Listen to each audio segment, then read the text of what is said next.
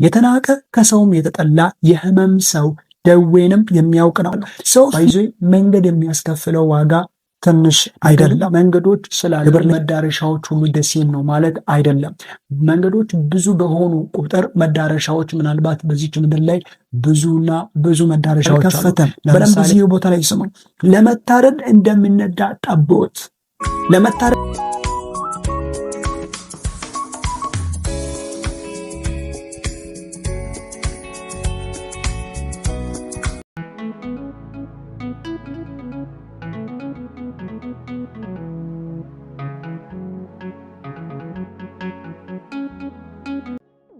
የጌታ ሰላምና ጸጋ ባላችሁበት ቦታ ሁሉ ይብዛላችሁ።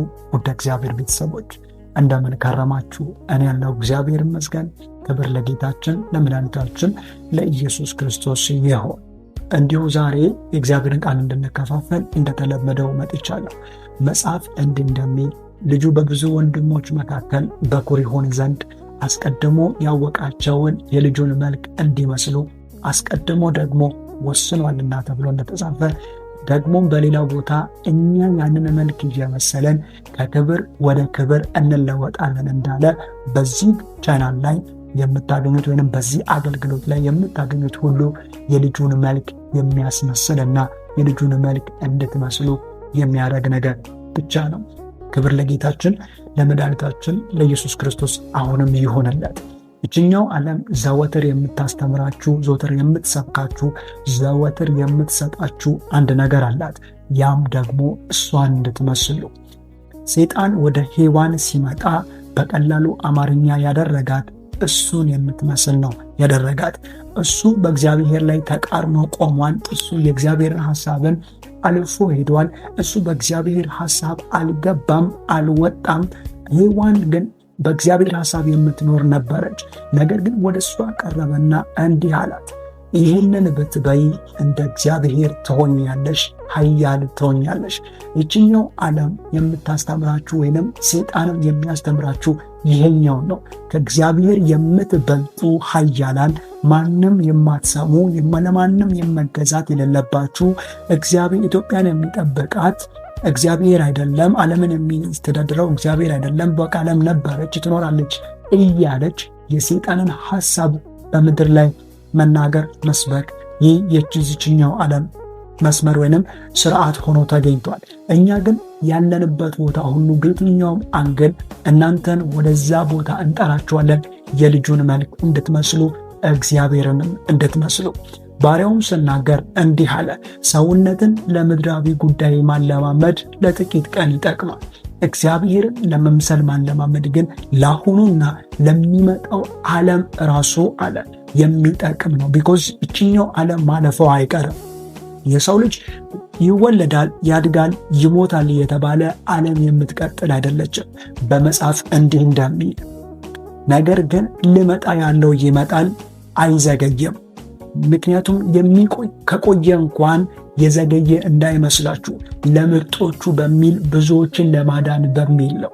ኢትዮጵያ ውስጥ 18 የሚደርሱ ፕሮቴስታንቶች ፐርሰንት የሚደርሱ ፕሮቴስታንቶች ወይንም 24 ሺዎች፣ ሙስሊሞች 40 ምናምን ፐርሰንት የሚደርሱ 45 ደግሞ ኦርቶዶክሶች፣ ሌላቸው አሉ። አስቡ እውነተኛነቱን መንገድ ወይንም እውነተኛቱን የእግዚአብሔርን ሕይወት የያዘ ምን ያህል ነንበር እንዳለውና ቁጥር እንዳለው። አንዳንዱ ኢየሱስን የሚፋለም ነው፣ ኢየሱስ አምላክ አይደለም የሚል ነው 43 ነጥብ ያዘው። ሌላው ደግሞ ኢየሱስ ክርስቶስ ጌትነቱ ላይ ለመናገር የሚፈራ ሰማዕታትና ቅዱሳን ጻድቃናት እያለ የሚናገር ነው ነንበሩ ከፍ ያለው። እውነተኛ የሆነው በፕሮቴስታንትም ውስጥ አለ ብዬ በብዙም መናገር ባልፈልግም፣ ነገር ግን ኢየሱስን ለመምሰል የሚጠሩ ጥቂቶች እንዳሉ ያውቃለሁ። ከዛ ውስጥ ምናልባት 2-3 ሚሊዮን ህዝብ፣ ከዛ ውስጥ ምናልባት 5-6 ሚሊዮን ህዝብ ከ24 ሚሊዮን ህዝብ ማለት ነው። ስለዚህ እናንተንም አሁን ዛሬ የምጋብዛችሁ የልጁን መልክ ብቻ እንድትመስሉ፣ ማንንም እንድትመስሉ አይደለም። ይህንን መልእክት እስከ መጨረሻ እንድታዳምጡ በአክብሮትና በአክብሮት ጠይቃችኋለሁ። ማገዝ እንፈልጋለን፣ በርታ፣ ጌታ ኢየሱስ ከአንተ ጋር ይሁን የምትሉ ስልክ ከታች አለ፣ አካውንት ነምበርም አለ። አናግሩኝ፣ እየረዳችሁን ባላችሁ ነገር ሁሉ እርዱን። እግዚአብሔርን ብቻ ስለምናገለግል። ሌሎቻችሁ ደግሞ ለዚህ ቤት አዲስ ከሆናችሁ ሰብስክራይብ ማድረግ እንዳይረሳ። እንጸልይና ወደ እግዚአብሔር ቃል እንሄዳለን። እግዚአብሔር አባቴና አምላክ ሆይ እናመሰግናለን። ክብር ሁሉ ለአንተ ይሁን። አንተ አምላክ ነህና ከፍ በል። አንተ ንጉሥ ነህና ከፍ በል። እግዚአብሔር አባቴና አምላክ ሆይ እንዳንተ ያለ ማንም የለምና ተባረክ። አሁን ወንድሞችን ባርክ፣ እናት እህቶችን ባርክ። እግዚአብሔር አባቴና አምላክ ሆይ አባቶችን ባርክ። እግዚአብሔር ቀሪ ደቂቃዎቻችን ሁሉ የሰላምና የጤና እንዲሆን ጸልያለሁ። ጊዜዎቻችንን ሁሉ ላንተ ሰጠን። ቃሉን በኢየሱስ ክርስቶስም ባርከን። እናመሰግናለን። በኢየሱስ ክርስቶስምና ስልጣን አሜን። ክብር ለጌታችን ለመድኃኒታችን ለኢየሱስ ክርስቶስ ይሁን። ዛሬ የምናወራው ሐሳብ በመረቀልን በአዲሱና በሕያው መንገድ ይላል። ይህኛውን ቃል የምታገኙት ዕብራውያን ምዕራፍ 10 ከቁጥር 19 አካባቢ ነው። ቃሉ እንዲህ ይነበባል። ቃሉን እናንብብላችሁና ስለ መንገዶች አንዳንድ ነገር እናንሳ። ቃሉ እንዲህ ይላል፣ እንግዲህ ወንድሞች ሆይ በመረቀልን በአዲሱና በሕያው መንገድ ቅድስት በኢየሱስ ክርስቶስ ደም በመጋረጃው ማለትም በሥጋው በኩል እንደምንገባ ድፍረት ስላለን ወደታች በኋላ ላይ አነብላችኋለሁ። ሐሳቡን ለማንሳት ብቻ ነችኛውን ያነበብኩላችሁ። እንደምታውቁት ብዙ አይነት መንገዶች በዚህ ምድር ላይ አሉ። ማለት የሰው ልጅ የሚሄድበት መንገዶች በእያንዳንዱ ከተማ ያለበት ቦታ ሁሉ ብዙ መንገዶች አሉ። ነገር ግን መንገዶች ስላሉ መዳረሻዎች ሁሉ ደሴም ነው ማለት አይደለም። መንገዶች ብዙ በሆኑ ቁጥር መዳረሻዎች ምናልባት በዚች ምድር ላይ ብዙና ብዙ መዳረሻዎች አሉ። ለምሳሌ ከኢትዮጵያ ወደ ዱባይ፣ ከኢትዮጵያ ወደ አሜሪካ፣ ከኢትዮጵያ ወደ ጀርመን፣ ከኢትዮጵያ ወደ ሆነ ቦታዎች ለመሄድ ብዙ መንገዶች አሉ። ከኢትዮጵያ ወደ ዱባይ፣ ከኢትዮጵያ ወደ አሜሪካ ልክ መንገዶቹ እንደሆኑ ልክ መዳረሻዎቻቸውም ደግሞ ሌላ ናቸው። በመንፈሳዊ ዓለም ላይ ደግሞ ብዙ መንገድ የለም።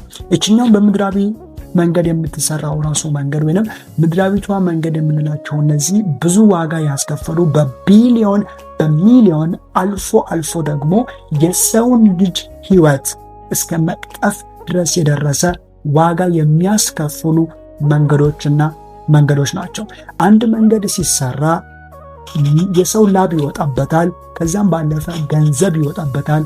ከዛም ባለፈ እየሰሩ ያሉ ሰዎች በብዙ አይነት በሽታ ወይንም በብዙ አይነት አደጋ ሕይወታቸውን ሁሉ ሊያጡና ሊሞቱ ይችላሉ። ባይዞ መንገድ የሚያስከፍለው ዋጋ ትንሽ አይደለም። ክብር ለጌታችን ለኢየሱስ ክርስቶስ ሲሆን ቀጥታ ወደ ዛሬው ሐሳብ ሲመጣላችሁ በሙሴ የተመረቀ መንገድ አለ፣ በኢየሱስ ክርስቶስ የተመረቀ መንገድ አለ። መንፈሳዊው ዓለም ላይ መንገድ ሁለት ብቻ ነው። በብሉይ ኪዳን በሙሴ የተመረቀ፣ በአዲስ ኪዳን በጌታችንና በመድኃኒታችን በኢየሱስ ክርስቶስ የተመረቀ መንገድ ሁለት ነው ስንል በዚህ ዓለም ላይ አሁን የሚሰራው መንገድ ሁለት ነው እያለን አይደለም። የመጀመሪያው መንገድ አርጅቶ አዲሱ መንገድ ተዘጋጅቶልናል።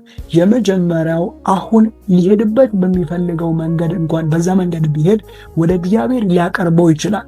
ነገር ግን እንደ አዲሱ መንገድ ፈጣኝ አይደለም። እንደ አዲሱ መንገድ ነፃነት ያለበት አይደለም። እንደ አዲሱ መንገድ ደስታ የሞላበት አይደለም። እንደ አዲሱ መንገድ ሰላም የሚሰማ መንገድ አይደለም።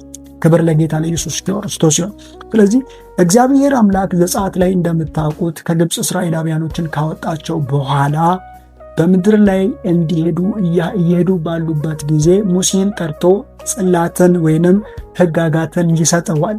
ለሙሴ ሕግጋትን በሰጠ ጊዜ ታሪኩን እናንተ ስለምታውቁ ቀንጨብ አድርጌ ላውራላችሁ።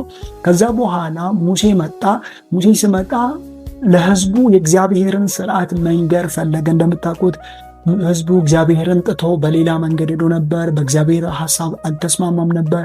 ከዛም ተመልሶ ግን ሕዝቡ ወደ እግዚአብሔር ለመስማት እግዚአብሔርን ለመከተል በተመለሰ ጊዜ ሙሴ መናገር ይጀምራል።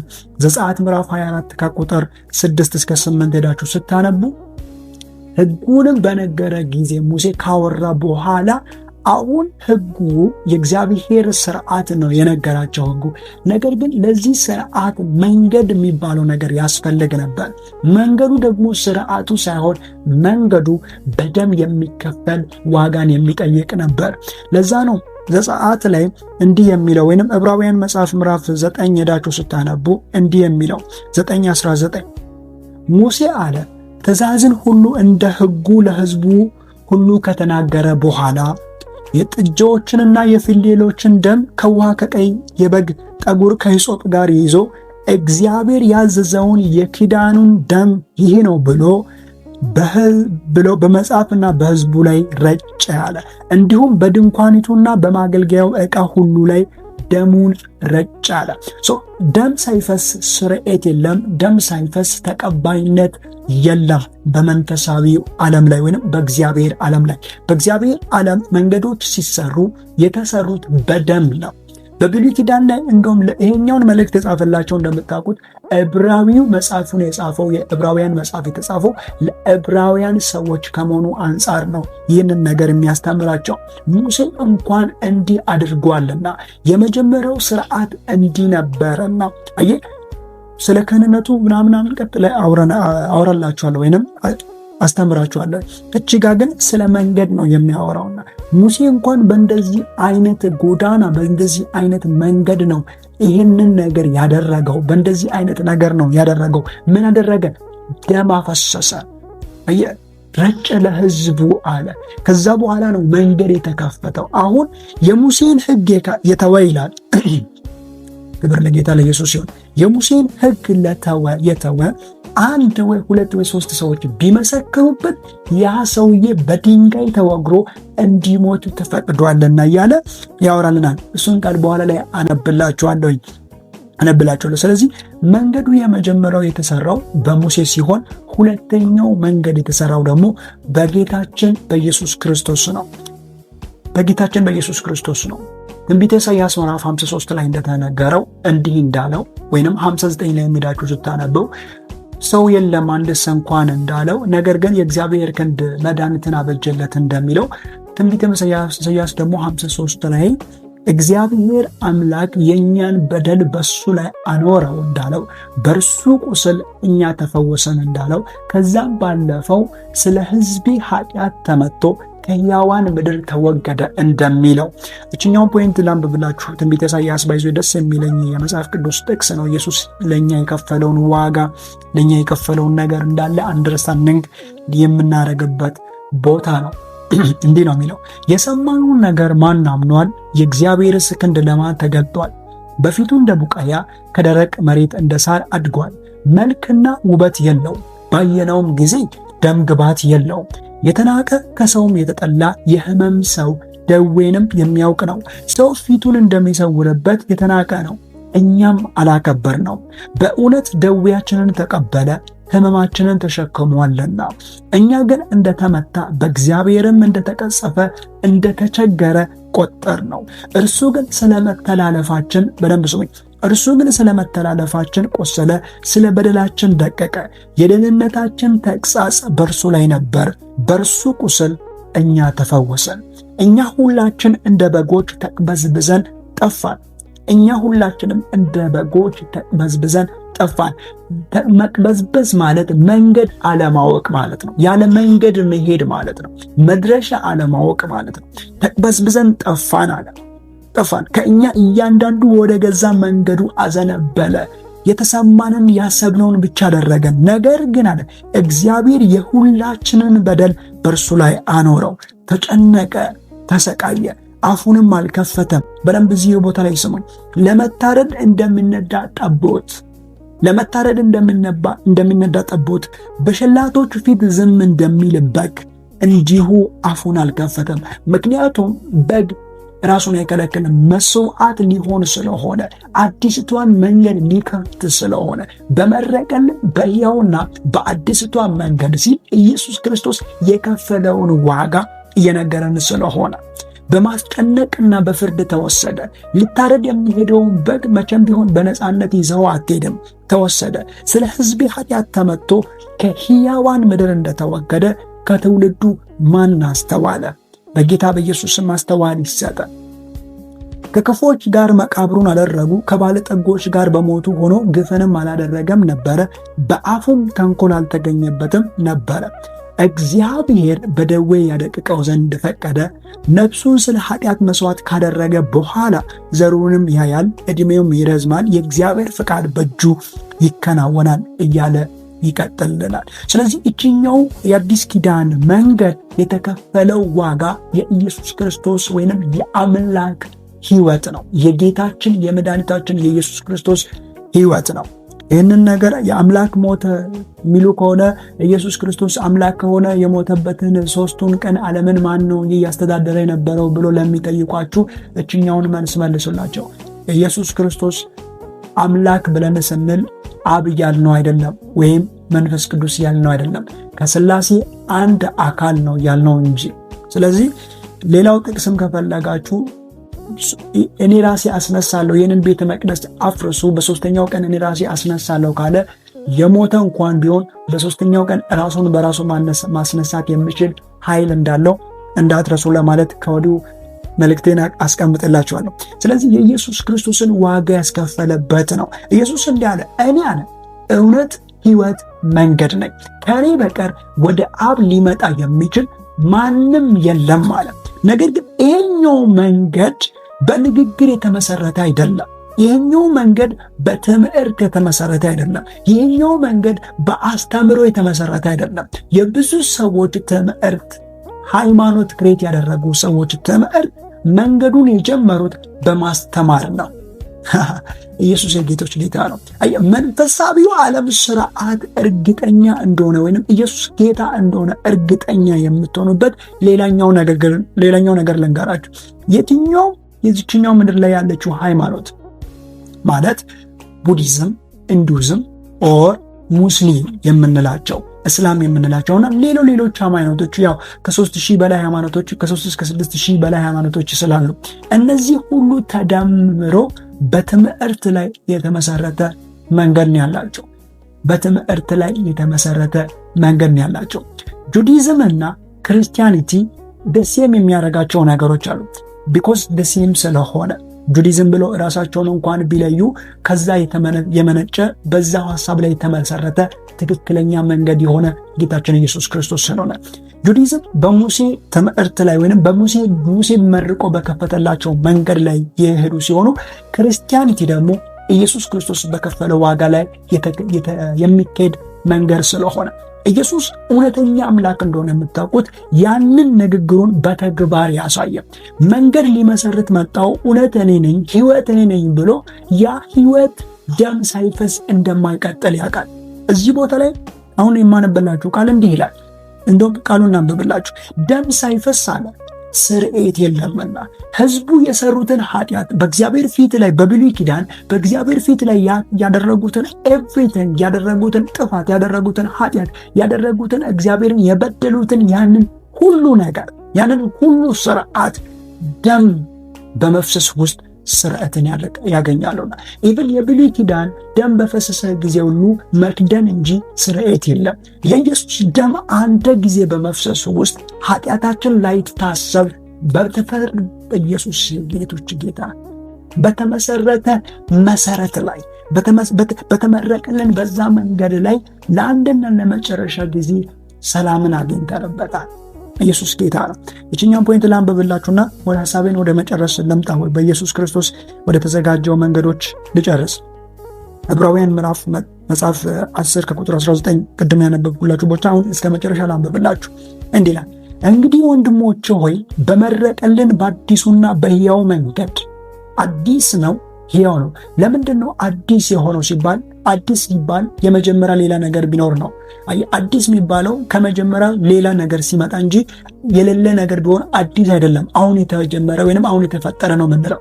አዲስ ሲባል ሌላኛው የነበረውን የሚለውጥ የሚሻሻል የሚበልጥ እንደማለት ነው። በሙሴ የተሰራውን የሚበልጥ እዚህ ጋር ይነግራችኋልና በአዲስና በሕያው መንገድ ቅድስተ በኢየሱስ ክርስቶስ ደም በመጋረጃው ማለትም በሥጋው በኩል እንድንገባ ድፍረት ስላለን በእግዚአብሔር ቤት ላይ የሆነ ታላቅ ካህንም ስላለን እኛውንም እናወራለን። ከክፉ ሕሊና ለመንጻት ልባችንን ተረጭተን ሰውነታችን በጥሩ ውሃ ታጥበን በተረዳንበት እምነት በቅን ልብ በቅን ልብ እንቅረብ።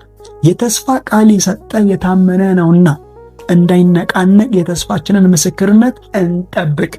ለፍቅርና ለመልካም ሥራ እንድንነቃቃ እርስ በራሳችን እንተያይ።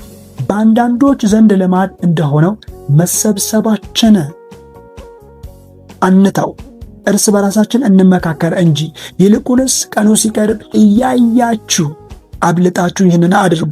የእውነትን ዕውቀት ከተቀበለን በኋላ አሁን ወደ እውነተኛ መንገድ ወደ እውነተኛ ሕይወት መምጣት ከጀመረን በኋላ እውነትን ሕይወት ከተቀበለን በኋላ ወደን ኃጢአት ብናደርግ ከእንግዲህ ወዲህ ስለ ኃጢአት የሚፈስ ደም የለም፣ መስዋዕት የለም። የሚያስፈራ ግን የፍርድን መጠበቅ ተቃዋሚዎቹን ሊበላ ያለው የእሳትን ብርታት አለና። የሙሴን ሕግ የናቀ ሁሉ 2 ወይም 3 ሰዎች ቢመሰክሩበት ያለ ርኅራኄ ይሞታልና። የሙሴ ሕግ በብሉይ ኪዳን ላይ በደንብ አንደርስታንዲንግ አድርጉልኝ። የተመሰረተው በሙሴ በኩል የተመሰረተው ያንን ሕግ አንድ ሰው ቢተላለፍ 2 ወይ 3 ሰው ቢመሰክሩበት በድንጋይ ይሞታልና አለና 29 እንዲህ ይላል፣ የእግዚአብሔርን ልጅ የረገጠ ያንን የተቀደሰውን የኪዳኑን ደም እንደ ርኩስ ነገር የቆጠረ የጸጋውን መንፈስ ያካፈፈ እንዴት ይልቅ የሚብስ ቅጣት የሚገባው ይመስላችኋል? በቀል የኔ ነው እኔም ብድራት እመልሳለሁ ያለውን እናውቃለንና ደግሞም ጌታ በሕዝቡ ይፈርዳል ይላልና በሕያው በእግዚአብሔር እጅ መውደቅ የሚያስፈራ ነው እያለ ያወራል። በእግዚአብሔር እጅ ላይ መውደቅ። ስለዚህ የተመረቀልን መንገድ አዲስና ሕያው መንገድ በኢየሱስ ክርስቶስ ሞት ላይ የተመሰረተ መንገድ ነው። ለዛ ነው ሲመቱት፣ ሲገርፉት፣ መስቀል ላይ እንደ ልባቸው እያደረጉ ሲያመጡት በሚሞትበት ጊዜ መስቀል ላይ እየተሰቀለ ባለበት ጊዜ መጨረሻው ነፍሱ በምትወጣበት ጊዜ ነፍሱን ለአባቱ አሳልፎ ከመስጠቱ በፊት እንዲህ አለ፣ አሁን አለ ይቅር በላቸው። ኢየሱስ የጌቶች ጌታ ነው።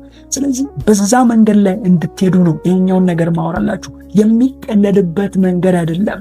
የሚፈጭበት እንደፈለግኩ የምትሆንበት መንገድ አይደለም። እንደፈለገ የምትሆንበት ነው። በሙሴ እንኳን የተሰጠ መንገድ እንደ ልብ እንድትሆን አያረገም። ቅጣት አለው። 2 ሰዎች እንደዚህ ሲያደርግ ሰማን ቢሉ ሞትን ትቀበላለን። ዮሐንስ ወንጌል ምዕራፍ 8 ላይ ታውቃላችሁ፣ ስትዘሙት አገኘን ብሎ በድንጋይ ሊወግሯት ልጅቷን ይዟት አመጡ። ሴትዮዋን ይዟት አመጡ። አየህ፣ 2 እና 3 ሰው ከፈረደ መመታት መሞት ግድ ነው። ግን የኢየሱስ ክርስቶስን ደም የረገጠ በኢየሱስ ክርስቶስ ደም ላይ የሚናገር አልፎ የሚሄድ አይደለ ኮራ የሚል እንዴት ያለ ቅጣት እንደሚጠብቀው አስቡ። ስለዚህ በደንብ ነቃ ብላችሁ ያንን መንገድ በሚገባ እንድትከተሉ በአክብሮት እጋብዛችኋለሁ። እግዚአብሔር ዋጋ ከፍሎበታል፣ ሞቶበታል። ኢየሱስ ክርስቶስ ሞቶበታል ለእናንተ ስል። ስለዚህ መንገዱ ላይ ጥንቃቄ አድርጉ። በመንገዱ ላይ ስትሄዱ ስትገቡ ጥንቃቄ አድርጉ። መንገዱ ፈጣኝ ነው ለምህረት፣ መንገዱ ፈጣኝ ነው ለማድረስ፣ መንገዱ ፈጣኝ ነው ለመቀበል። ነገር ግን በዛ መንገድ ላይ ሆናችሁ ለመንገዱ የተከፈለውን ዋጋ አንደርስታንዲንግ ልታደርጉ ይገባል። ክብር ለጌታ ለኢየሱስ ክርስቶስ ሲሆን፣ በሌላ ጊዜ በሌላ ቪዲዮ እመጣለሁ። ጌታ ኢየሱስ ይባርካችሁ። የታመማችሁ አብራችሁኝ ከኔ ጋር እንድትጸልዩ በአክብሮት ጠይቃችኋለሁ። የትኛውም በሽታ ከሕይወታችሁ እንደሚሄድ እንደሚነቀል አምናለሁ። ከኔ ጋር ተስማምታችሁ ጸልዩ። እግዚአብሔር አባትና አምላክ ሆይ ስለዚህ ሰዓት አመሰግናለሁ። ክብር ሁሉ ለአንተ ይሁን። አባ አሁን ስምህን እጠራለሁ። በየትኛውም በሽታ ላይ በየትኛውም ኃይል ላይ ያንተን እጅ እጠራለሁ። በወንድሞች በእህቶች ላይ የትኛውም በሽታ እግዚአብሔር በአልጋ ላይ ተኝተው ይሁኑ፣ የትኛውም ቦታ በተኙበት ይሁኑ፣ ለተኛ ሰውም አምኖ ይሁኑ፣ እግዚአብሔር አብረን ይህንን ጸሎት አንድ ላይ እንድንጸልያለን ብሎ ይዘውም ሄዶ ይሁኑ፣ በኢየሱስ ክርስቶስም ፈውስ ይሆን። በኢየሱስም አሁን እጅህን እንካቸው። በጌታ በኢየሱስ ክርስቶስም እጅህን እንካቸው። አባ ያንተ መንፈስ በሁላችን ጋር ይሁን። ፈውስ በኢየሱስ ስም አሜን። ተፈውሳችኋል? ቼክ አድርጋችሁ ነገሩን እንቅስቃሴ አድርጉ። የአምላኬ መንፈስ ይነካችኋል። በኢየሱስ ክርስቶስም ተባረኩ። ሰብስክራይብ አድርጉ። ባላችሁ ነገር ሁሉ አብራችሁን እንድትቆሙ በአክብሮት እጋብዛችኋለሁ። እወዳችኋለሁ። ጌታ ኢየሱስ ይባርካችሁ። ተባረኩልኝ።